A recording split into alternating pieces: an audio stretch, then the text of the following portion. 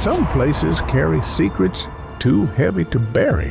Whispers of violence, names etched in cold files, and stories that refuse to rest. One such place is Connecticut, a state that hides brutal murders and unanswered questions that still echo decades later. Today, we'll retrace the evidence, the suspects, the theories, and step into the silence where facts end and speculation begins. So put on your headphones, because now the mystery begins. In Connecticut, the holiday season usually means snow-dusted streets, glowing fireplaces, and families gathering for warmth and joy. But in December of 2012, one family in Waterford faced something far darker. Their holiday wasn't marked by laughter or light, but by a loss so sudden it still echoes through the town to this day. On December 21, 2012, Kyle Seidel had just returned home from his company's holiday party, where he'd stayed a little longer than planned, sharing drinks with friends. By the time he walked through the door of his Waterford home around 7:30 p.m., he was already carrying the warmth of celebration and a holiday bonus of several $100s in his pocket. At around 7:49 p.m., he called in an order to Lucky Inn Chinese restaurant in Waterford. He kissed his wife, Kate, promised their 3 young children he'd be right back, and offered to pick up dinner. The takeout should have been quick, 10 minutes, maybe 20. But on that cold December night, time began to slip in a way no one could explain. He would never return. He never arrived at the restaurant. At 8:19 p.m., barely an hour after leaving his home, something went terribly wrong. Kyle Seidel was discovered in a place that made no sense. Not at the Lucky Inn, where dinner was waiting, but outside the family bowl, a local bowling alley he rarely visited. There, in the cold glow of the parking lot lights, Kyle was found lying in a pool of blood. His black Ford Focus was still running. The driver's side door stood open as if he had stepped out only moments before. A single gunshot wound to the neck had ended his life. Paramedics rushed him to Lawrence and Memorial Hospital, but the effort was futile. Within hours, he was gone. Just 3 days later, the chief medical examiner confirmed what his grieving family already knew. Kyle Seidel's death was no accident, it was a homicide. Now, the question remained, who had killed Kyle Seidel? And why was he at the bowling alley in the first place? Kyle's wife, Kate, insisted he had no enemies, no reason to be afraid, and no intention of going anywhere that night except the Chinese restaurant. Nothing about his behavior suggested otherwise. To make this story even more tragic, Kyle was just days away from celebrating his 35th birthday. With little evidence to guide them, detectives struggled for answers. Theories have swirled ever since that night, but none have been proven. Some believe Kyle may have gone to the bowling alley with good intentions, perhaps scoping out the venue for a birthday party, or even planning a surprise for his wife and children. Being only days away from turning 35, and with the holidays upon them, maybe he had hoped to give his family something special. Others suggest a darker scenario. Maybe Kyle never intended to go to the bowling alley at all. Perhaps he was approached by someone with a gun outside the restaurant or somewhere along his route. Could he have been forced to drive to that isolated parking lot where his killer struck before vanishing into the night? The truth is, no one knows. Every theory remains speculation, and every possibility opens up more questions than answers. But Kyle's story isn't the only one that haunts Connecticut. Just across the state, another life was cut short under circumstances just as baffling. And this time, the victim was a Yale student whose future seemed limitless. On December 4th, 2012, just hours before her death, 21-year-old Yale senior Suzanne Jovin handed in a draft of her senior essay. The paper was nearly complete, with 21 single-spaced pages analyzing Osama bin Laden and the terrorist threat. to the U.S. security. It was a topic that, even then, was chillingly relevant. Her work was meticulous, polished, and only missing one final touch, the conclusion. In the margin of the 20th page, Suzanne had left a handwritten note to herself, simple and unfinished. "I'm saving the conclusion for last." But sadly, she never got the chance to write it. In her final paragraphs, Suzanne left a warning for U.S. policymakers, words that would prove haunting in hindsight. She wrote that to defeat bin Laden and his so-called holy war, America would need to stand some more heat, and she cautioned that nothing suggested this conflict would turn cold anytime soon. But Suzanne herself would never see how true her words would become. That very night, December 4th, 1998, she was brutally stabbed to death, just 2 miles from Yale's campus. It was nearly 3 years before the September 11th attacks, yet the shadow of global terrorism wasn't the only storm looming. To her senior essay advisor, James Van de Velde, it seemed that while Al-Qaeda's war grew hotter, Suzanne's own murder case was left to grow cold, and it would stay that way for decades. So, what happened? That Friday night, December 4th, was unusually warm for early winter in New Haven. Suzanne, a double major in international studies and political science, and the daughter of scientists from Göttingen, Germany, spent her evening giving back. She attended a holiday pizza party at Trinity Lutheran Church, organized by Best Buddies, a group dedicated to connecting students with adults who had intellectual disabilities. Suzanne had been devoted to the program since her freshman year, and by her senior year, she was leading Yale's entire chapter. Those who worked alongside her described her as tireless. Dawn DeFeo, a coordinator at Marrakesh, said she met with Suzanne weekly to help plan activities. Suzanne was committed, determined to make the program thrive, even when others couldn't always offer the same time or support.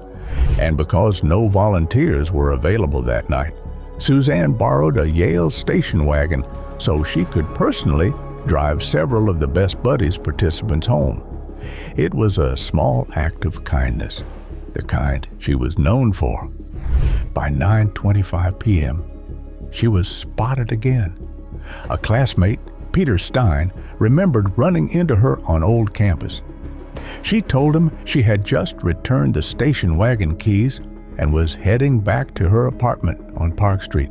She did not mention plans to go anywhere or do anything else afterward, Stein told the News in April 1999. She just said that she was very, very tired and that she was looking forward to getting a lot of sleep. According to Stein, Suzanne mentioned nothing unusual. No parties, no late-night plans, only that she was very, very tired and eager to get some much-needed sleep. But less than 20 minutes later, Suzanne Jovin was attacked. The quiet walk back to her apartment became the final steps of her life. At 9:58 p.m., police discovered Suzanne lying on the corner of Edge Hill Avenue and East Rock Road, 2 miles from Yale's old campus. Investigators later determined the attack had taken place at around 9:45 p.m. 20 minutes from her last known sighting, she had been stabbed multiple times in the head, neck, and back. Witnesses offered fragments of what happened. Some reported hearing a scream, followed by the sound of an argument between a man and a woman. Others claimed they saw a tan or brown van parked near the spot where Suzanne's body was later found. But the details didn't add up. Suzanne's friend, Dawn DeFeo, questioned how Suzanne could have walked that distance in so little time. To her, the idea of a random attack seemed unlikely. Something or someone had brought Suzanne to that street corner. The problem is, no one knows who. Suzanne Jovin's murder remains unsolved to this day. No arrests, no clear motive, and no closure for her family, friends, or the Yale community? Was Suzanne's death nothing more than a tragic random act of violence? Or was it something darker, connected to what she was studying, what she was writing, and perhaps what she had uncovered? She never lived to finish her conclusion, which leaves us to wonder, was the final chapter of her paper cut short just like her life? Sadly, years earlier, another life was taken, this time in the quiet streets of Middletown. Lisa Berry, a recent graduate of Middletown High School, went for a run in the Westlake section of the city. She never came home. Her body was found, but her killer was not. And now, more than 35 years later, the mystery remains. Let's step into the haunting case of Lisa Berry. Lisa Berry was the kind of teenager every parent hoped for, a straight-A student, a member of the Honor Society, and a dedicated runner on both the track and cross-country teams at Middletown High School. At just 18 years old, she had her future wide open. On July 31st, 1985, Lisa had recently moved with her family into a home on Braeburn Lane. That evening, around 5:30 p.m., she told her mother she was heading out for a run and would be back in time for dinner by 6:30 p.m. Her route was familiar: quiet dirt roads near her neighborhood in the Westlake section of Middletown. It was the kind of path she had taken countless times. Lisa's run began like any other. She left her house, turned into Highlands Crescent, and then onto Westlake Drive. Along the way, she was seen by several people, even stopping briefly to exchange a few words. Nothing seemed out of the ordinary. But when Lisa failed to return home for dinner, her parents knew something was wrong. They reported her missing that very night.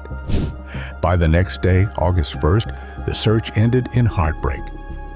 Volunteers discovered Lisa's body in a wooded area off Westlake Drive. She had been submerged in a percolation hole. When authorities examined Lisa's body, there were no clear signs of trauma or a violent struggle. But one detail stood out. One of her sneakers was found away from her body, as if discarded or removed during the attack.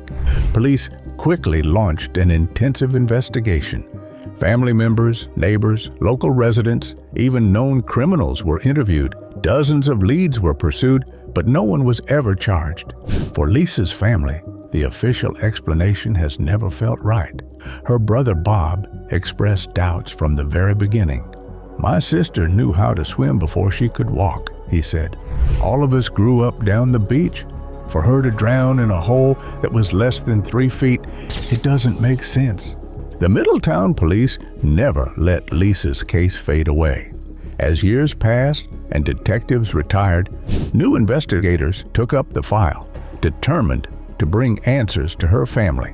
In 2011 and again in 2015, evidence was sent to the state laboratory for DNA testing, a last hope that modern science might uncover what investigators in 1985 could not. But every test came back inconclusive. No suspects, no clear leads, just silence. And so the theories remain all that's left. Some believe Lisa was the victim of a tragic accident, perhaps stumbling into the percolation hole during a run. Others are certain she was murdered, that her body was deliberately placed there, and that the missing sneaker was a sign of foul play. Was it someone she knew? A stranger who followed her route? Or something far more calculated? Nearly 4 decades later, the truth has never surfaced. But Lisa's story is not the only one in Connecticut that remains unanswered. Stamford became the hunting ground for a killer or killers. 5 women were murdered in chillingly similar ways, strangled, often with their own bras. It became known as the Bra Murders. But were these killings the work of a single predator, still at large in a community that prided itself on safety? Or were they separate acts of violence, each new death inspired by the horror of the one before? The killings began in August 1967. That's when 29-year-old Rose Ellen Pazda, known on the streets as Sissy Rush, was reported missing from Stamford. For nearly 2 years, authorities searched, but it wasn't until April 4, 1969, that her skeletonized remains were finally discovered. The body was so far gone that the coroner couldn't even determine her true date of death. And Rose wasn't the last. On May 2, 1968, 22-year-old Donna Roberts was reported missing. Just 1 day later, her body was found. Then, on September 8th, 21-year-old Gloria Kahn vanished. Her body turned up close to where Roberts had been killed, a mere 60 yards away. Kahn was different from the others. She wasn't from Connecticut. She had come from Mount Vernon, New York. But her fate would be just as grim. The next victim was Gail Thompson. Her body was discovered inside an abandoned house in Stamford. She had been strangled. The setting alone was haunting. A lifeless home, windows broken, doors hanging crooked. But the most shocking discovery came just weeks later.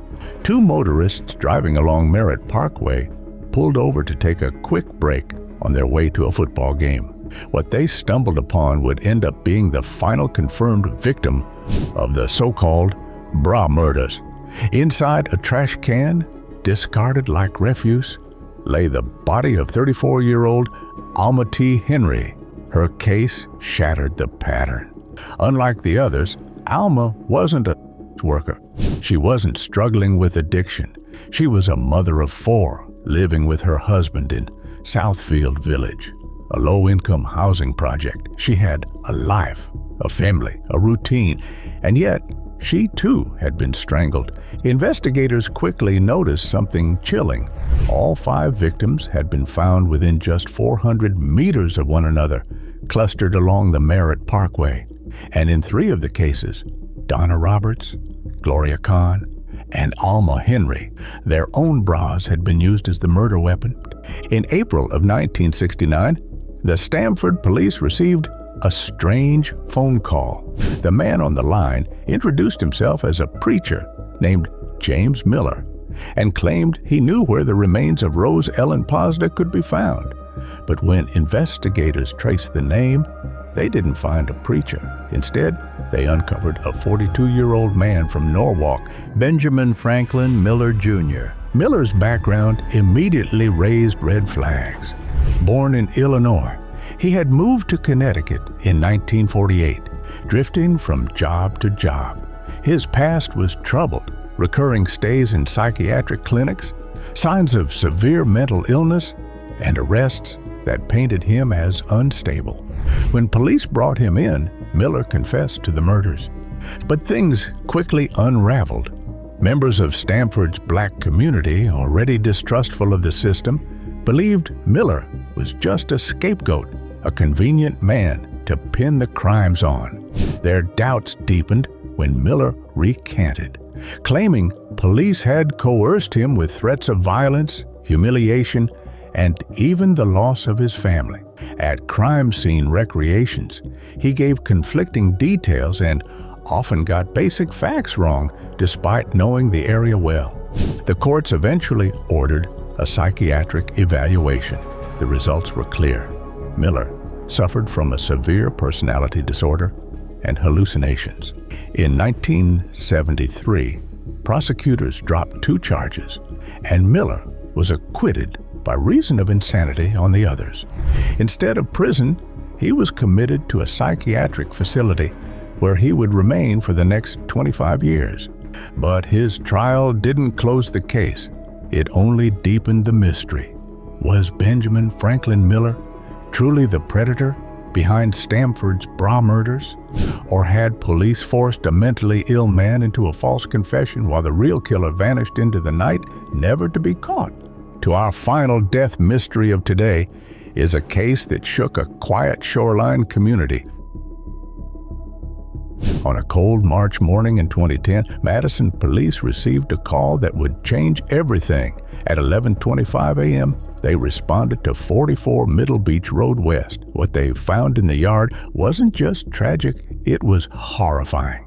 Because there, lying outside the home, was the body of Barbara Beach Hamburg.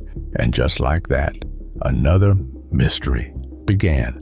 Barbara Beach Hamburg was a 48-year-old mother of two, living in the quiet shoreline town of Madison, Connecticut. But behind the calm, upper-middle-class facade of Middle Beach Road, her life was unraveling into conflict. For months, Barbara had been locked in a bitter legal battle with her ex-husband, Jeffrey Hamburg, who was the father of her children, Madison and Allie. She claimed he owed her thousands in unpaid alimony and child support. And on March the 3rd, 2010, she was due in family court to face him. But Barbara never made it. That morning, she was found murdered just outside her home. The autopsy revealed she had died from a brutal combination of blunt force trauma and sharp force injuries. Barbara and Jeffrey had officially divorced back in 2002, but their troubles didn't end there. In fact, money became the constant shadow over their lives. In the years leading up to Barbara's death, the disputes only grew more intense. At one point, Barbara even told police that Jeffrey was secretly tied to an international money laundering scheme, one that, according to her claims, funneled more than $100 million through his hands. On paper, Jeffrey was supposed to be a wealthy man, but in reality, he was falling behind on alimony and child support, leaving Barbara and the children struggling. Worse still, records showed nearly $100,000 had been siphoned out of the children's trust accounts, with Jeffrey as the prime suspect. To investigators, the suspicion seemed obvious.